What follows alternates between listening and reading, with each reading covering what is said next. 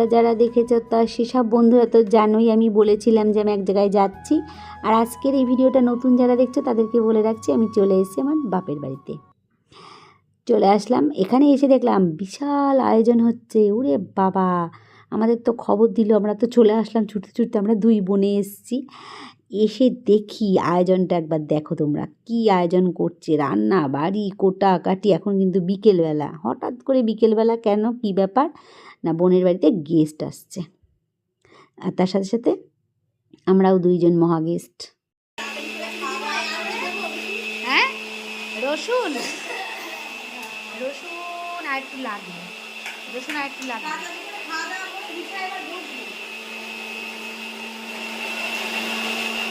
নমস্কার বন্ধুরা, আমার আরেকটি নতুন ব্লগে তোমাদের সবাইকে স্বাগত আর আমার অনেক ভালোবাসা।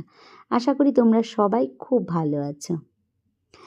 এখানে দেখো আজকে কাঠের উনুনে রান্না হবে, দেখেছো উনুনটা ধরিয়েছে কি সুন্দর। আর এই উঠোনে বসে এখানটায় আর কি মাংসটা রান্না হবে। আর আমরা সবাই চেয়ারে বসে আছি, চেয়ারে বসে বসে রান্না করা দেখছি।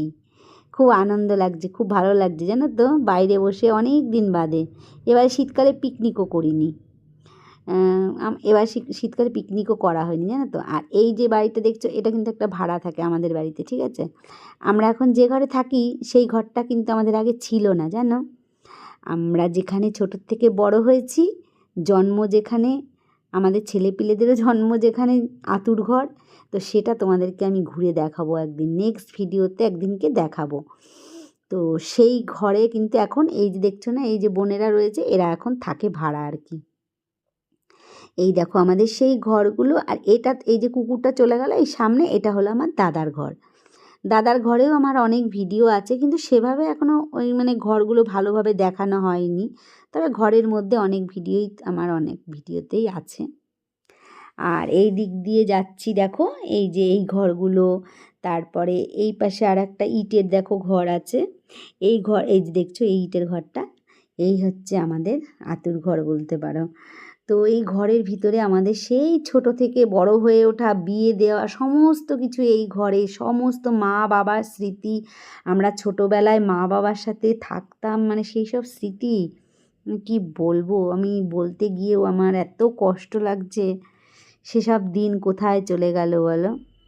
এই যে ভাড়া থাকে এই ঘর, ওই যে ছেলেটা দাঁড়িয়ে আছে এখন ভাড়া দেয়। আর এই হচ্ছে আমাদের পুরনো টয়লেট, এই কলতলা, এখানেই আমরা সমস্ত আনন্দ ফুর্তি সুখ দুঃখ আমরা মা বাবার সাথে কাটিয়েছি।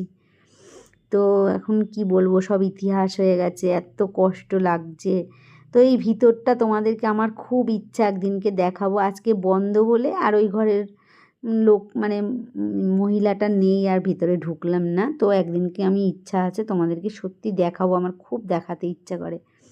আমার ছোটোবেলার মানে কি বলবো, আর কষ্ট লাগে। আমার মা নেই বিশেষ করে আরও বেশি কষ্ট লাগে ওই সব ঘরগুলো দেখলে। মা বাবার সাথে সেই ছোট থেকে বড় হয়ে ওঠা না। এখন যেখানে থাকি এটা তো নতুন করেছে।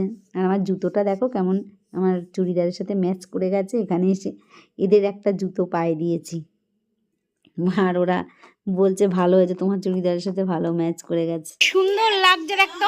হ্যাঁ দেখতো, এই তো কড়াইতে আলু বসে গেছে।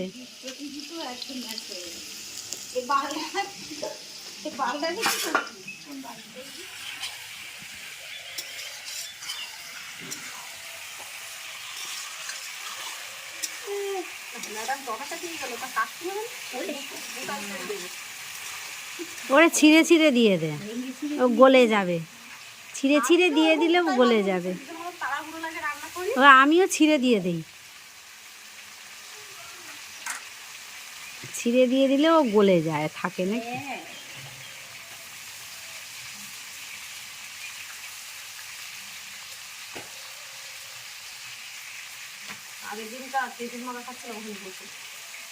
ওদিকে রান্না হচ্ছে, আমরা একটু বেরিয়ে পড়েছি। শুনলাম যে ঠাকুর নিয়ে যাচ্ছে, এখানে একটা মানে খুব জাগ্রত কালী মন্দিরে আজকে পুজো। তো রাস্তার দুই পাশে দেখো কত লোক এসে দাঁড়িয়ে রয়েছে সব এই ঠাকুরটা দেখার জন্যে। যারা বনগা লাইনে থাকো তারা চিনতে পারবে, কুলপুকুর নামে জায়গাটা, সেখানে বিখ্যাত মা কালী পুজো হয়। তো সেই ঠাকুরই আজকে রাস্তা দিয়ে আর কি নিয়ে যাচ্ছে, সবাই দেখার জন্যে ভিড় করে এত দাঁড়িয়ে আছে।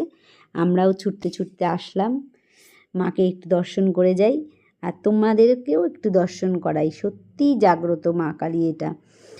মা তো সব জায়গাতেই জাগ্রত। তুমি যদি ঘরে একটা মা কালীর ফটো রেখে দাও, তাও আমি মনে করি যে সেই মাকেও যদি তুমি মন দিয়ে ডাকো, সেও মাও তোমার ডাকে সাড়া দেবে। তবুও জগৎ জননী, জগতের মন্দিরে মানে দেশের মন্দিরে যেগুলো থাকে আর কি, সেও তো একটা বিশেষ কোনো কিছু আছে নিশ্চয়ই, তাই না? না তো এত লোকে মানবে কেন?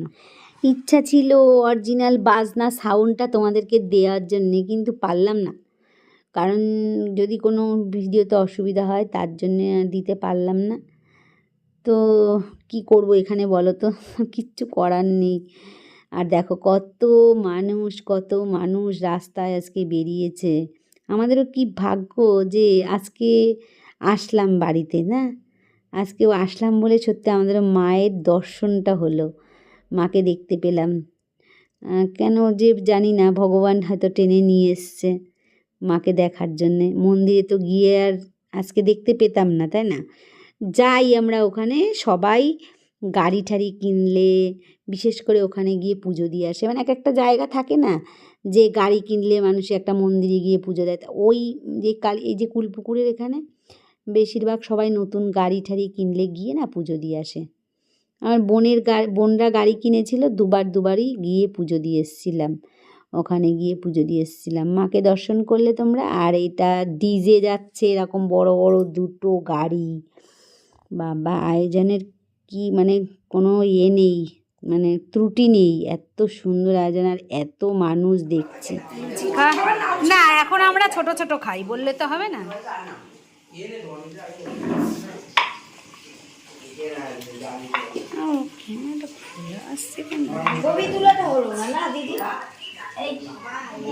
তেলটা গরম হয়নি দিদি ভাই, তেলটা গরম হোক না, দুটো পয়সা দিয়ে তার মানে তুই বলছিস যে তুই লুচি ভাজতে পারিস?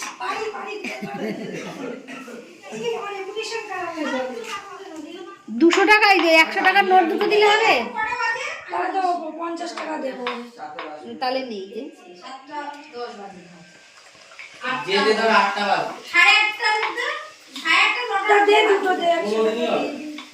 এখান থেকে যেতেই মিনিমাম 8-10 মিনিট লাগে। 1 ঘন্টা লাগবে।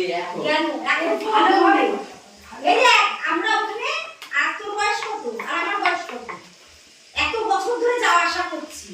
তুই আগে যাই তো। এখন ভিড় ছিল সন্ধ্যাবেলা, তখন ভিড় ছিল। এখন ভিড় কোথায়? ফুলপুকুরে রাস্তায় কোনো ভিড় নেই। আর গাড়ি ঘোড়া তো যাওয়া আসা করবে। এই তো ফুলেছে। ও ফুলে একেবারে আমি মেখেছি বলে কথা ফুলবে না, মানে আমারই তো বদনামটা হবে। কি বলছে রে?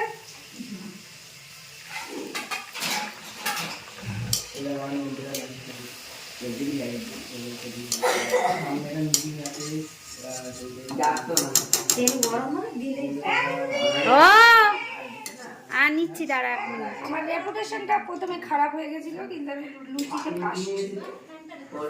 মেখেছে কে? মাখা ভালো না হলে কোনোদিনও তোমার লুচি ফুলবে না। হ্যাঁ, তুমি যতই তুমি ভাজো শোনা। এটা মিঠু ঘোষ। এমজি করেছে। এই মানে খোল তাড়াতাড়ি, কি হলো?